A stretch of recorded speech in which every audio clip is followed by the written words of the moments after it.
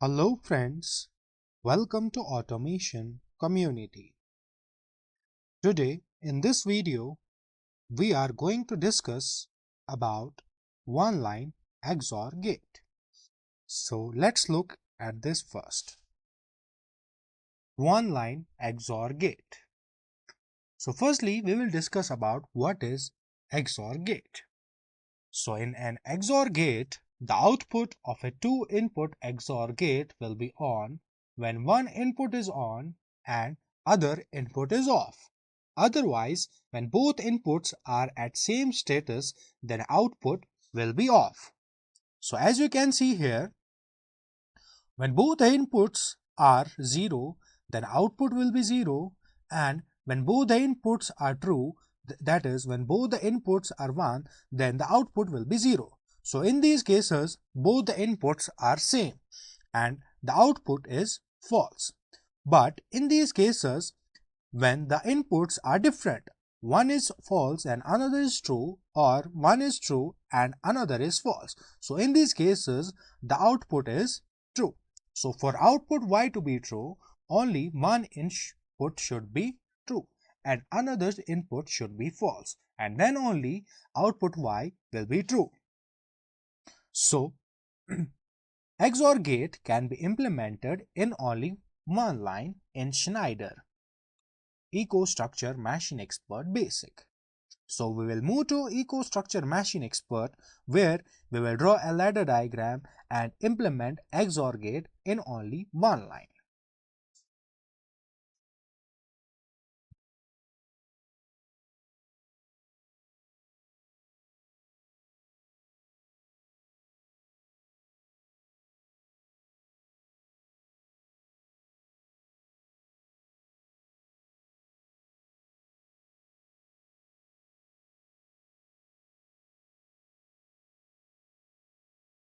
I will keep read protection as inactive and write protection as inactive as well. That results uploading the application from the controller is unrestricted, and downloading an application to the controller or modifying the application in the controller is unrestricted. So if I keep it active, then uploading the application from the controller is disabled due to the blank password. That means if we keep it active, we have to set password here. And then uploading the application from the controller will be restricted. That means it will need a password, and also downloading an application to the controller or modifying the application in the controller will be restricted. That is, it will ask for the password that we have put it here. So for now, I will keep it inactive for read protection as well as write protection. And then I will click on apply. So after that, I will go to configuration tab. So here we have to select the logic controller. We have to configure the device in this tab. So here is a list of different logic controllers. I will be using TM221C24R. I will click on it and then drag it to here. Do you want to replace TM221M16RG by TM221C24R? You may lose some features and associated configuration. So I want to replace it, so I will click on yes. So here is a device description about TM221C24R. That is, it has 14 digital inputs, 10 relay outputs, 2 analog inputs, 1 serial line port, and 100 to 240 volt AC power supply controller with removable terminal blocks. So after that, I can also go to serial line, where I will select protocol as TMH2GDB. I can also set it as Modbus ASCII TMH2GDB or Modbus Serial IO Scanner. I will keep it TMH2GDB for now. And then I will click on apply. So if I keep protocol as TMS2GDB, then there is no need to set the serial line settings. So after that, I will click on Programming tab.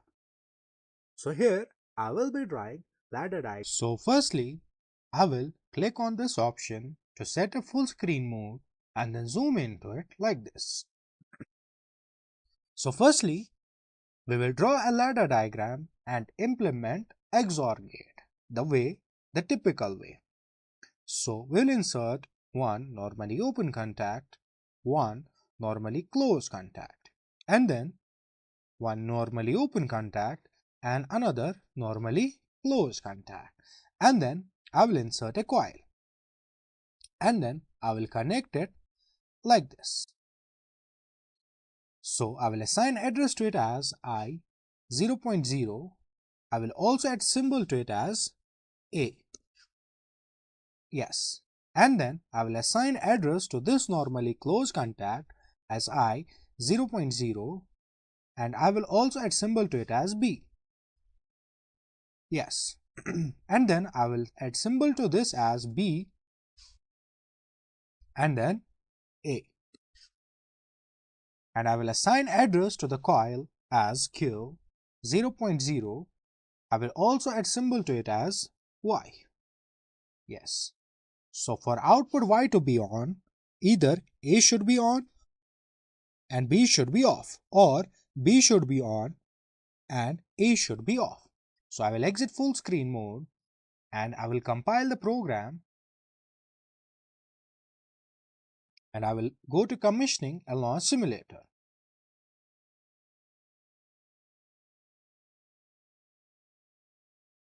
And then I will start controller. To do so, click OK. So I will go to programming and click on full screen. So as you can see here, both the inputs are 0. Both the inputs are false. The output is also false. And when A is true, the output Y will be true. And when B is true, then output Y will be true. And when both the inputs are true, the output Y will be false. So I will exit full screen mode. I will stop simulator. And then I will go to programming. Then I will click on full screen mode. So I will delete these contacts and we will implement XOR gate in only one line. So I will insert a normally open contact and I will assign address to it as I 0.0. And then I will insert this XOR here. And I will assign address to it as I 0.1. That is B. So for output Y to be on, either A should be on or B should be on. And the another input should be off. So if A is on, B should be off, then Y will be on. Or if B is on, then A should be off, then Y will be on. So I will exit full screen mode and then I will compile the program and I will go to commissioning a launch simulator.